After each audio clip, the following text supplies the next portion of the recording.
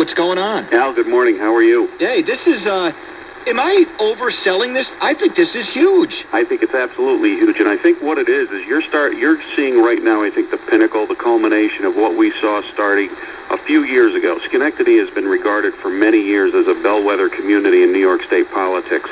In a lot of ways, Schenectady used to go. In our county, you would see the rest of the state go in many of the elections statewide. A couple of years ago, we had a special election in Paul Tonko's very heavily Democrat district in the 110th, the 105th district. And what you saw over there was George Amador, independent businessman, speaking plainly about less government, lower taxes, term limits, spending caps, consolidation of government, and very straightforward government responsibility. And he had a resounding victory 2 elections in a row. Very simple message. Then you get into last year, the Tea Party movement. You saw grassroots people, same kind of message resonating with the people. Less government, get out of our life, create an environment for safety, security, and an economic climate so private. Well, I don't know if you, let me jump in. I don't know if you heard my breaking down this poll here that was recently taken where it has 41% of people look upon it favorably. 23% pick a Tea Party candidate over a Republican. It's just, I mean, this is a real thing. And then, of course, I rolled out John Kerry's email of yesterday referring to these people as shady right-wing organization, teabaggers, I mean, how detached from reality can these guys get? Hit the nail on the head, Al. You know what they are? They're the out-of-touchers. The ones who are calling them the teabaggers, and that, I think it was Janine Garofalo, a Hollywood comedian who was one of the first ones to use the teabagger phrase, you know, an absolutely disgusting phrase to refer to these people as. Grassroots people, they tried to classify them as Republicans. They were regular, fed up, mad as hell, not going to take it anymore Americans. And that's what the Tea Party movement. Yeah, Pete, I don't care what Janine Garofalo or any I mean, it's just it has as much weight as what Al Roney has to say. We express opinions, and there's some nasty name calling here and there. But when it's 2 U.S. senators, Chuck Schumer and now John Kerry, with 24 hours to go into this election.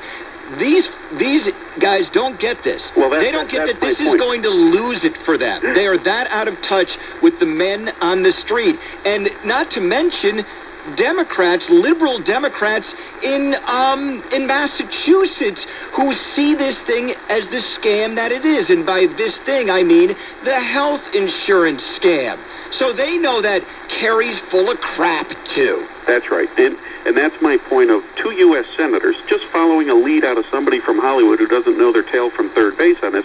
But let's get back to that point about where is the New York delegation in Congress that when Nebraska held us hostage, when Louisiana held the health care issue hostage, and now the union sellout the other day, where is our delegation saying, as every one of these deals are cut, New Yorkers are paying a disproportionate increased share of that health care bill?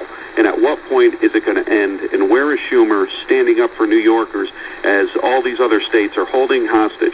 And as many people have said, if this was business done in the private sector, people would be behind bars for bribery. Pete Guidarelli, and this is, and to think, and to get away from the ideological or party politics here, Governor Patterson and Mayor Mike Bloomberg both took Schumer and Kiki Gillibrand to task when they came back with this deal in hand. They were beside themselves, still are, at the cost of this thing for New York State.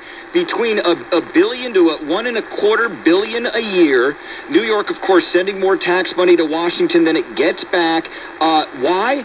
Because we're very generous already with government-funded health care. So we get slammed for this thing.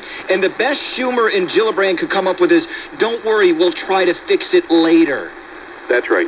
Let me take this a step further, Al. Everybody wants to sit there and try and you see the blame going to the Democrats because they have primary control in New York right now. But what a lot of the polls are showing is that the people, when further asked, are not fully entrusting the Republicans either, going back to your point about the Tea Party candidates that can really make a difference, and it's the independent voters, as we saw it in New Jersey, as you're seeing it evolve in Massachusetts right now.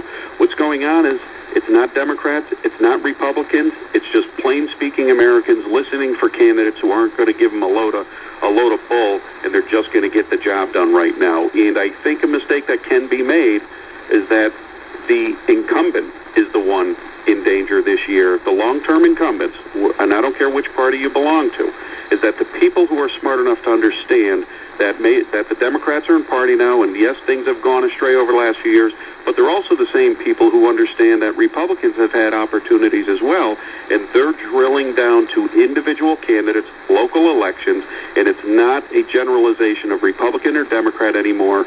It's back to every individual candidate that's out there. That underscores, Al, what you're saying about the Tea Party movement, about the independent voters. Yeah, we're seeing, I mean, you had Murphy win over Tedesco, so there's another one that people assumed, the assumptions were thrown out the door. This Coakley thing, you got to think that they went into this going, Ted Kennedy had this, Democrat, 47 years, will throw out Coakley, it'll be a no-brainer, end of story. This is totally pulling the rug out. Even if Brown doesn't win today, that he went this far.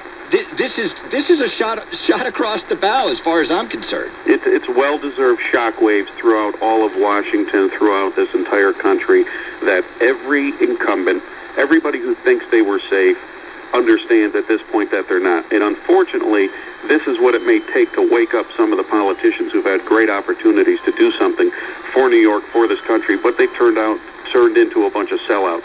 And I think you're finally seeing the wake-up call. Do you think, Pete, that's part of what's good, the psychology? I know the healthcare thing is that's the huge thing. It's a yes vote with Coakley, it's a no with Brown. People know this for the most part going into this thing. There are other issues, but that's the number one issue going on here in this election.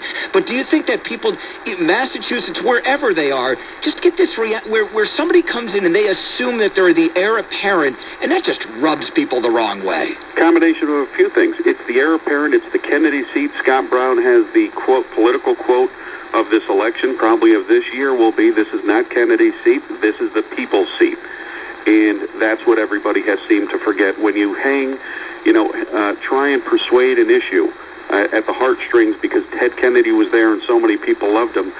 Folks, this is about the people. It's not about the politician. And that's what the politicians have forgotten about. And it's similar to President Obama coming into Massachusetts to campaign. It's actually demeaning the presidency. He's proven himself. He's an outstanding campaigner. But as an executive, people are looking at Obama probably in Massachusetts when he comes into town to say, well, wait a minute. Don't you have a job to do in Washington right now? And just getting your person elected. Pete, I gotta break off with you here. Thanks for coming in. Pete Guidarelli, and these Hail Mary passes aren't working so well. We'll be talking again. Thanks, Pete. Be back for your phone calls. Thanks, Al. Next time you go for a smoke, think about this. Every cigarette is